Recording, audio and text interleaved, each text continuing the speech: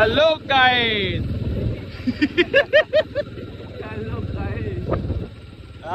বেরিয়ে পড়েছি আমি আর আমার সঙ্গে আছে আজাদ ভাই। হ্যাঁ, দুই ভাই বেরিয়ে পড়েছি ঘুরতে। আমরা এখন রওনা দিচ্ছি কোথায় বলো তো তোমরা?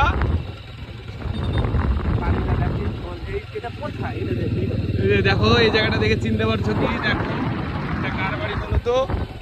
ঠিক আছে, আর এই জায়গাটা কোথায় তোমরা কমেন্টে জানাও।